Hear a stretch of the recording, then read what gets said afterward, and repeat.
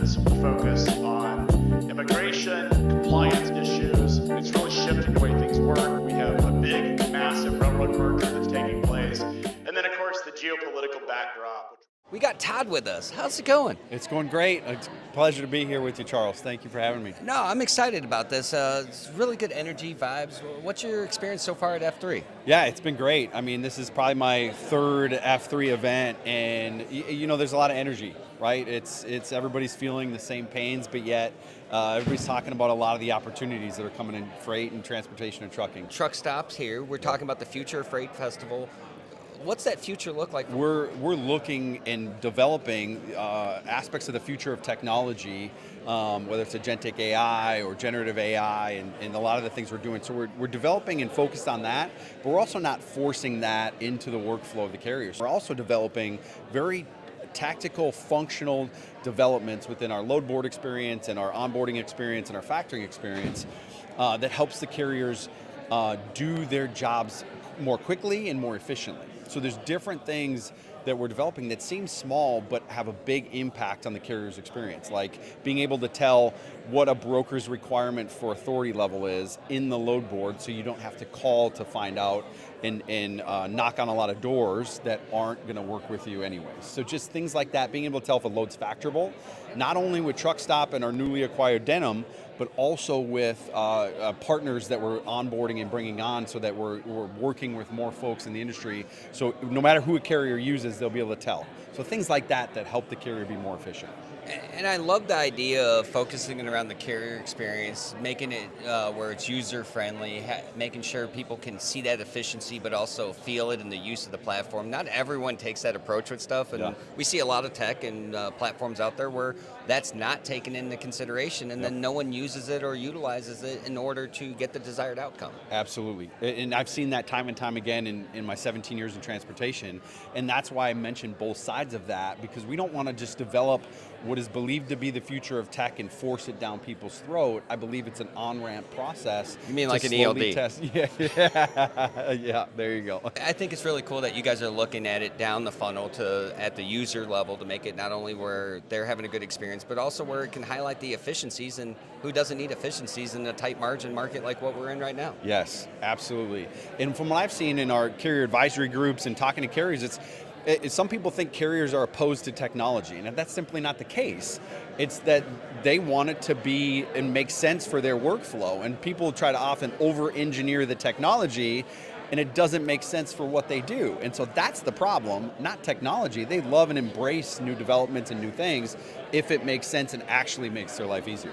Well, I think what's cool about your guys' approach too is there's so much support around the platform that implementation doesn't seem so far-fetched as being successful. A lot of times you see these platforms come out there and people will turn around and hey, you bought this, you signed it, you're good to go. Like, you guys have built a support network around that. Correct. Absolutely. We're really focused on our onboarding, and also that's a lot of my conversations currently are around how do we continue to help train on new features and give them the tools when and where they want to learn, and what's the best way to do that. So if people want to find out more about you guys, where can they find you guys? Yeah, truckstop.com is a great place. My email, Todd Waldron at truckstop.com. I'm on LinkedIn. Truckstop's on LinkedIn, very present on there, as well as Facebook and other social media, so that's a great place. Well, no, I appreciate you taking time with us. Absolutely, it's great to be here.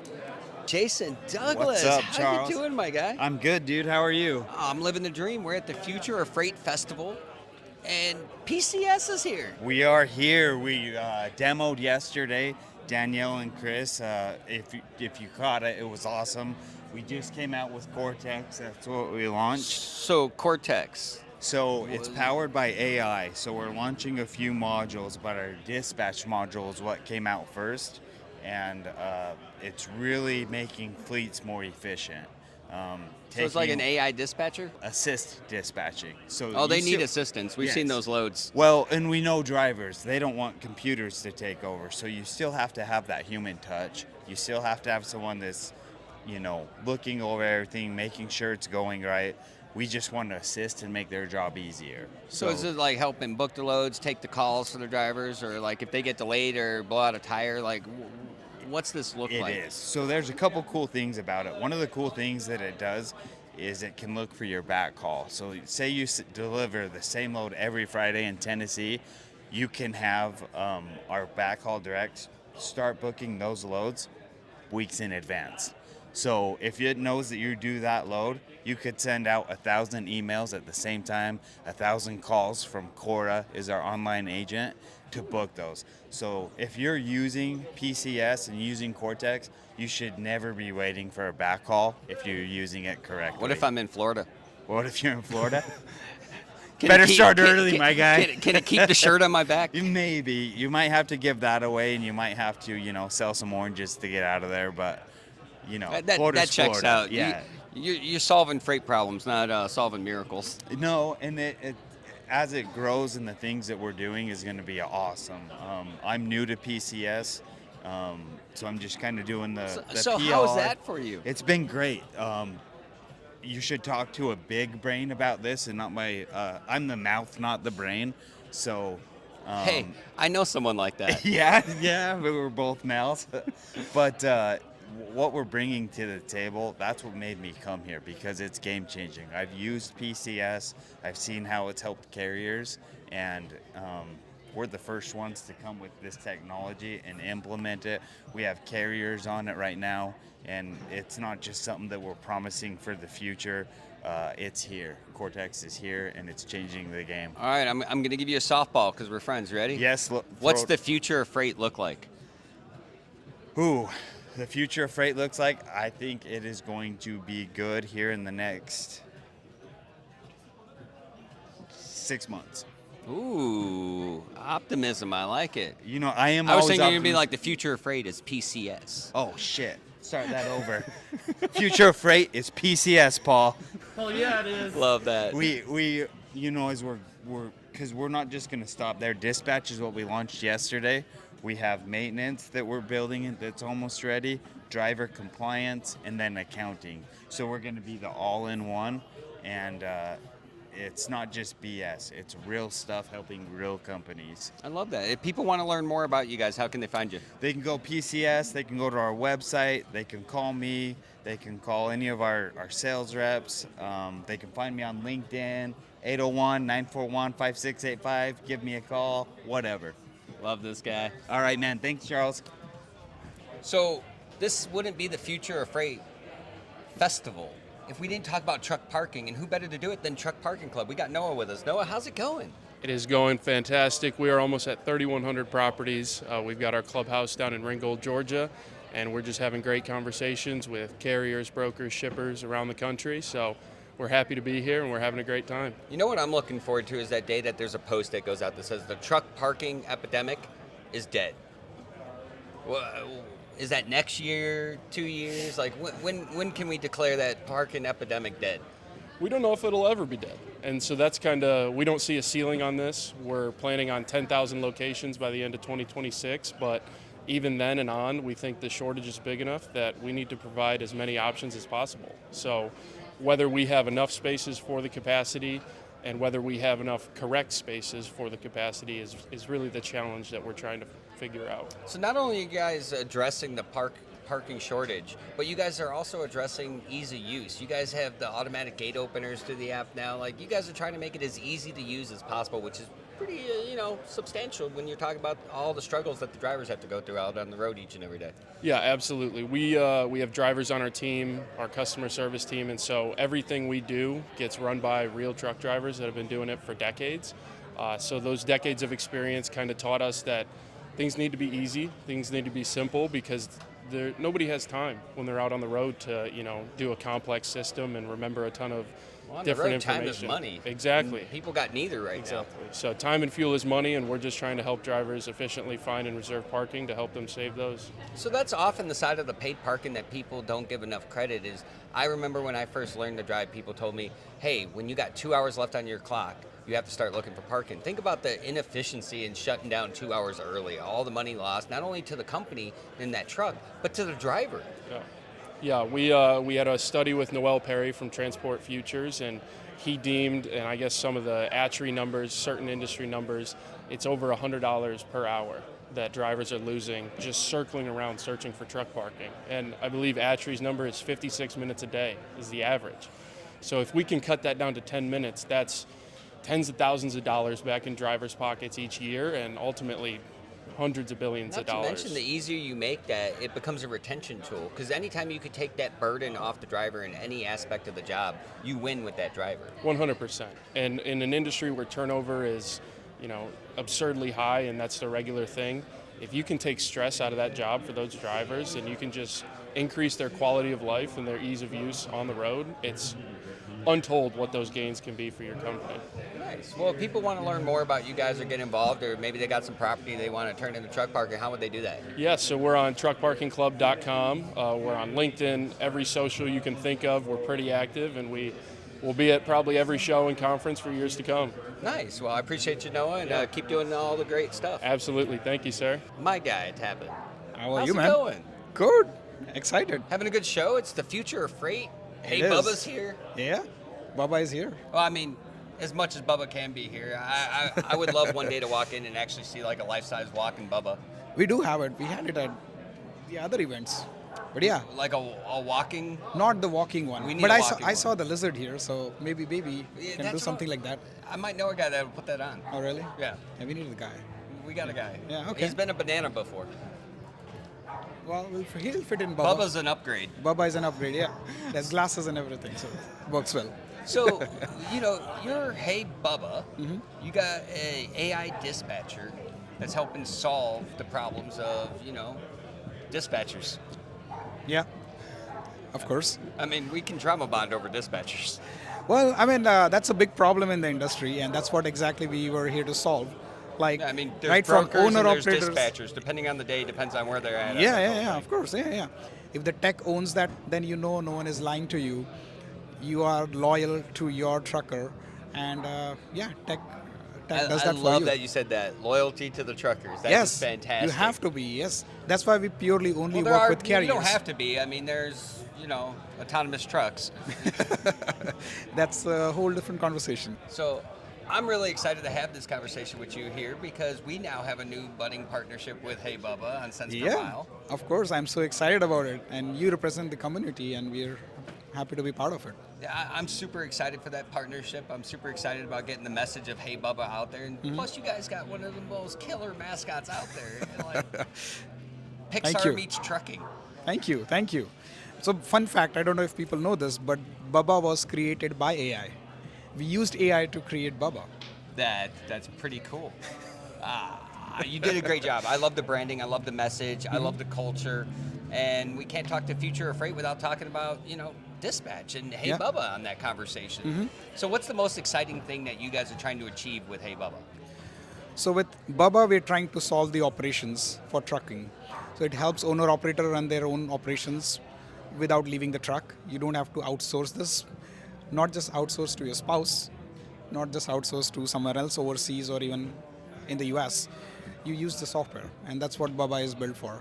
Bubba can dispatch loads for you, so it can find brokers and shippers directly from app. We partner with DAT, Truck Stop. We partner with directly brokers, where we find the loads. We call the broker, negotiate on your behalf. That is important. We negotiate on your behalf, and we get you the best rate.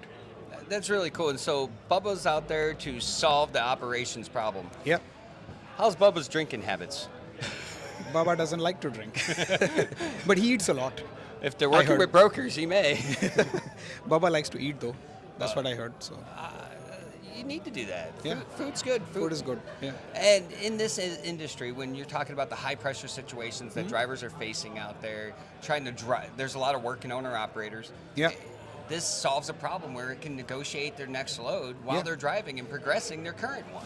Yes, so we have a mobile app for the driver, and there is no keyboard access to it. So it's not like driver is typing or anything. Driver just talks to Bubba as you talk to your dispatcher, and Bubba will keep looking freight for you. So it helps for owner operators, as well as now we're talking to like larger companies. So now if you're a driver to some large company, instead of your dispatcher bothering you all the time, dispatcher can be your Bubba. So Bubba can handle their internal dispatch, so they can talk to, hey, where's my next load? Where am I going next? That's pretty exciting stuff, especially when we're talking about the future of freight. Talking about Hey Bubba in that conversation, I think, is worthy. So if people want to learn definitely. more about Bubba, how would they find you guys? Just look for Hey Bubba on Google, on ChatGPT, anywhere. We are at bubba.ai. Nice. Well, I appreciate taking the time. And before I let you go, tell us what your initial, opinion is of this event right now, because it's full of people, nice energy. What's your takeaway from here? I mean, I love Chattanooga. We have seen the rain yesterday from There's Chattanooga. a lot of great so I was things like, in Chattanooga. So I love the town here. F3 is a really good event. I've been here coming for a few years now. This is a different setup, so I love it. Like little outside, little inside, so you can see the nature of Chattanooga It's as a well. beautiful city. Yeah. It's Freight Alley. There's a lot Freight of Alley. great stuff in Chattanooga. Yeah, of course. Spoiler alert, I'm Your talking town, about myself. Of course, I know. But no, You can I'm brag excited. about it. It's really good. Yeah, it is a wonderful city, and it's full of great people this week, so I'm super excited to meet them all, and Yeah. I appreciate you taking the time to talk to us. Thank you. Thanks for the time. We can't talk about the future of freight without talking to our friends at Tenstreet. How we doing, Tim? Hey, good. Thanks for having us. Excited to be here. Yeah, it's an exciting time with everything happening out there. A lot of people are intimidated, a lot of people are optimistic, and then there's some people that are kind of in the fetal position bracing for impact. Those are the brokers. We're somewhere right in the middle. We're here. You're talking to a lot of people. What are you hearing? What are you feeling in the industry today? I think people are deciding that they need to move forward, right? That, hey, there's more than a little uncertainty. And I think people are saying, look, uncertainty or not, hey, there's so much opportunity. Hey, let's go do some stuff, which is great. Super exciting. Well, you can't play it safe forever, and that seems to have been, with a volatile market like this, everyone was holding their cards close to the vest, and eventually you have to take a move, or at least take your turn. Exactly. And so, when we think, we've talked to some great folks here, lots of opportunity, lots of new things going on, and hopefully, we get a bit of a tailwind from the market here. So a lot of times right now people are talking about the black eye the industry's wearing. What doesn't get enough of a highlight is the innovation that's coming from the pressure cooker that we find ourselves in. Exactly. What's the line, right? It takes pressure to make a diamond, right? I mean, and I think we're definitely seeing some of that. So when we talk about the future of freight, what's that mean to folks like yourself that are looking at things from various different lenses? I mean, I think it means a lot of different things. I think it means, hey, drivers, it looks like over the past 60 days or so, are starting to come back into the market a little bit more. And people are saying, oh, hey, with that renewed interest, hey, how do we capitalize on that? I was with a bunch of our private fleet clients yesterday, and they said, yeah, we know we have to get better.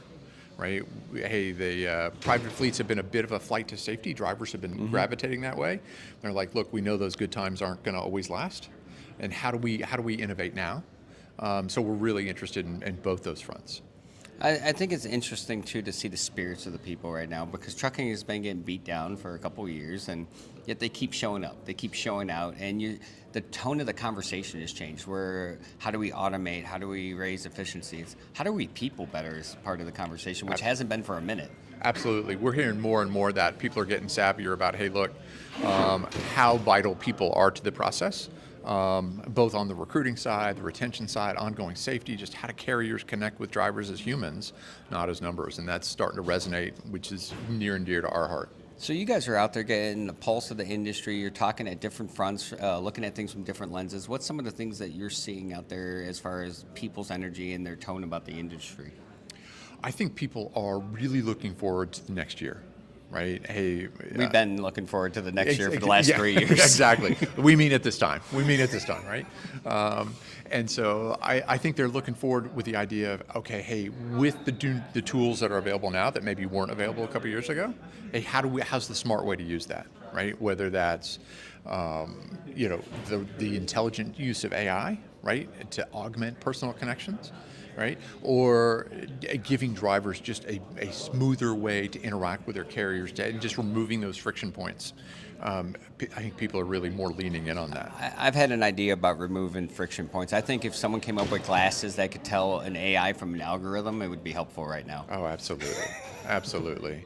And nothing turns somebody off faster than when they make that realization on their own and feel like, wait a minute, this isn't a human. Uncanny valley. Well, one of the things that I really commend you guys on is you guys are building things that are going to augment the experience, enhance the experience, but not replace the people side of the experience. And I think that's an important part of the conversation. Oh, absolutely. I mean, we see it in the data, which I love. Anything that involves a human, it becomes instantly more effective, right? Things where it's totally hands-free, the conversion rates, the efficiency all drops off, right? And that's not surprising when you think about it from the driver's perspective. But sometimes it is a surprise to people who are just really focused on, hey, how do I get more efficient at all costs? Well, it's not everyone's looking at things from that lens. People often get wrapped up and encompassed in all the technology and all the enhancements and the efficiencies and the savings. It's easy to lose sight of the people. And I think that's one of the things I commend you guys on is you're constantly having conversations around the people and how do you make that experience better. Right. You put the tech in service of those personal connections is definitely job one for us. No, I love that about you guys. If people want to learn more about you guys or enlist your services or your products, how would they find you guys? Yeah, just visit us at Tenstreet.com, reach out to us on LinkedIn. We're happy to have those conversations. Well, I appreciate you having time, Tim. Absolutely. My pleasure as always. Well, it has been an incredible F3, but we cannot talk the future of freight without talking about the freight king himself, Craig Fuller. How are we doing, my guy? That's good. That's a heck of an introduction. The Freight King. I don't know that I've ever been called the Freight King. No. They call it a lot of other things, particularly on X, but not that. You're living everyone's dream here. I mean, you bringing together brokers, carriers, drivers, everyone on all platforms, and you're facilitating conversations that haven't taken place out there. That's got to feel pretty good in a market like this. The great thing about this is you have companies that run 15, $20 billion companies, CEOs, that are interacting, like I said, with frontline owner-operators with one truck. And this is the experience that you get with F3. It's been an experience. It is a festival about the future of freight, and I love it. Also, on top of that, you have a book. I do. I'm glad you asked me about that. I've been holding it and I forgot that I was holding it. This is Moving the World, which is really, one of the things during COVID, I did a lot of interviews and I would get asked because people all of a sudden outside of the industry became interested in supply chains. And I was like, what books do I recommend? And I had like 3 on the list of supply chain books that I thought were, there's a lot of books that dive deep into the topics in trucking. And if you're deeply interested in a specific topic, there's a lot of books that. There's books that dive deep into railroads, deep into ocean containers. But in terms of really a primer, if you will, on how we got here, how it all works, there really wasn't anything I could think about offhand. And so a friend of mine, which I regretted, talked me into writing a book. And I thought, okay, this is fine. I'm excited to do it. It took 4 years to finish because writing a book is not like writing an article. It takes a lot of effort. And I spent a lot more time than I thought I would on it. But really, it's a primer. I walked through all the modes of traffic. I walked through a lot. And again, I don't go very deep into each topic, but I talk about the various things that we're talking about right now here at F3, but dive into it to provide some historical context that we got here, but also the things that are sort of driving the future of it. So it's really an F3 style book, if you will. And when you do a book, I did an enormous amount of research. Things that I've been in this industry, things I had no idea. I'm like, oh, that. I hope you did research, otherwise you'd be publishing on the ATA. Ouch to them, not me. Just things that I had no idea that I'd just taken for granted. I'll give you a piece of trivia. I want to see if you can get it. All right? You at home can do this as well. What was the number 2 export out of the colonial Americas? Number 2 commodity that we exported. I'm ready. What do you got for me? I was doing this research on the cold chain, and I have a chapter on, by the way, air conditioning and the heat pump, which sounds like a boring topic. I found it fascinating, the impact of, what the impact of being able to manage the temperature has had on all of our lives, everything from food to diet to how cities are developed. We couldn't be in Chattanooga, Tennessee. No. In terms of entire cities. Think about Florida and Louisiana. These were relatively small cities. It's hard to have an economy when you have this amount of heat. So the number 2 export out of the colonial Americas is natural ice. What? Before refrigeration, they had to export. They would go and it's like, you've seen the movie Frozen? Yeah. They cut the ice. They literally were doing that. They were shipping it out on ships, which I talk about in the book. And those are little tidbits that I just found so fascinating. How do you decide what things you want to consume and learn about? I talked about things that if I were getting into the industry and didn't understand how these things came about, I'd want to know. Why aren't barges a bigger deal in the United States? I talk about that in the book. It's about geography. I talk about how the railroads came about and how important they are. I talk about deregulation and the impact of deregulation, as well as some of the lack of regulation we have right now. One of the things, there's a chapter in here where I was talking about pre-regulation in 1932. And I pulled this quote, which I found incredibly fascinating.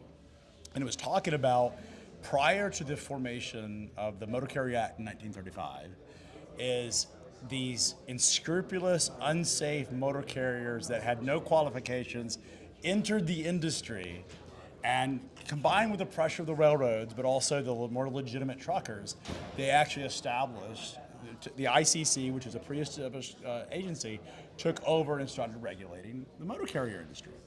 And if you read that and you took that excerpt out, and let's say that I showed that to you today, you would be like, that was written like a week ago. We're seeing history repeat itself. We're seeing a lot of indicators of things that were in the past that are now happening now. Lower barriers to entry, everyone entering the market. What do you think is one of the solutions or things that we should look into to possibly right-side the ship? Look, ultimately, it comes down to actually knowing who is in the industry and managing whom, creating some barriers to entry to get into it. And that looks at operating authority. Like as we talked about here at F3, is we need to ensure that the people that are actually saying this person is okay to drive, has proper CDL, has gone through the proper CDL schools, and is certified and has done that. And that's been a travesty what's happened over the last couple of years, where we've had the ability for CDL mills just to create anybody. And what's crazy about that is we don't know who these people are when we're driving down the highway. These are 80,000-pound missiles, and you're lucky that about half the population has gone through the proper credentials. The other half hasn't. And the other thing is, like, pre-deregulation, which I talk a lot about the regulated environment, it was way too restrictive. It was kind of ridiculous, the things you had to do to be able to, you couldn't take on a new lane without filing a permit. And the government got to decide what freight you could haul. However, there are elements of regulation that I do think make a ton of sense. We should restrict who can become a registered motor carrier. We should require that if you own an American trucking company, that you have a physical presence and an American citizen. And that's not to do with the fact that I don't want foreigners investing in our country. It's the fact that because of this freight fraud problem is so pervasive, and because of the accidents and safety records of these carriers, if that is a foreign entity, there's no ramifications. And the reason is that because the government does not look at freight fraud as the way that they look at financial crimes, is they don't prioritize it in terms of the authorities going out and investigating these crimes. The FBI has a responsibility to investigate and effectively go out and, working with other governments, arrest the individuals that are when you commit a crime on an American citizen, that if it's overseas, the FBI has to get involved. The problem is the FBI is under-resourced to be able to solve these problems. And oftentimes these companies are based in countries where the rule of law just doesn't exist. There's a lot of corruption. And so my argument is, I want American owners to be in the United States if you have the right to own a motor carrier. And I think that is a minimum qualifications, because I want the consequences to be so significant. Like if I do something nefarious as an American motor carrier in the United States and I have a house here, then I can get sued if I'm not operating safe. I can be arrested if I'm operating illegally. But if I'm sitting over in Serbia, Uzbekistan, Pakistan, Afghanistan, there's no ramifications. And so they don't care. And that's the big thing that I do think there are elements of regulation that actually make a ton of sense. I am not for revisiting the entire Motor Carrier Act of 1980 and re-regulating pricing. I think that is ludicrous. But I think there are elements of regulation that we actually need, and it comes down to ensuring who has the operating authority and who can issue and certify that driver has properly been trained. It sounds like all you're asking for is stability in a very volatile situation that we find ourselves in. I think we have to be honest with ourselves, first of all. There is no perpetual driver shortage. No. The ATA has done a massive disservice to this industry by claiming there's a truck driver shortage. Absolutely. Because that's enabled the government to create rules that have lowered the barriers to entry. And what's happened is bad actors, oftentimes working in conjunction with overseas entities, some tied to organized crime, have taken advantage of those lax regulations. and have taken advantage of us as an industry. They destroyed the economics of our industry, and the whole ludicrousness is the driver shortage narrative. It's that the gets piped foundation out of as it all. propaganda Yep. is the root cause of all these problems. Yeah. If you told people we didn't have a driver shortage and you were honest with them because we don't, then what would happen? By eliminating that one statement, then the federal government would stop and state governments would stop putting rules in place which eliminate the barriers to entry because they realize we have the proper mechanisms. have what we need. We can pay drivers what they deserve, we can do sign-on bonuses, and we can solve the problem. And it's absolutely ludicrous that the ATA continued to talk about the driver shortage narrative, which encourages Congress and state actors to lower the barriers. And that's absolutely need to go. That's why we have an abysmal safety record. Also why we have this freight recession that will not end. Until you cut off the endless supply of capacity, the freight recession will not end, and that must happen. They But I'm getting at one of people- their ATA things, they had proposed going after aging out orphans as a solution to the driver shortage, and I'm like, this is the bright idea. I don't know. All I know is that's a major issue, and we need to solve it. And my team is giving me a look, so I have to go. No, hey, Craig, I appreciate you taking the time, and thank you for throwing on this Festival of the Future of Freight. These are the type of topics we talk about at F3, no holds barred. And look, the thing about Freightwaves is we are not associated with any single entity. We're completely independent. And so we're able to have these conversations and not worry about upsetting people. No, I love it, and I appreciate you. Appreciate it. Thank you.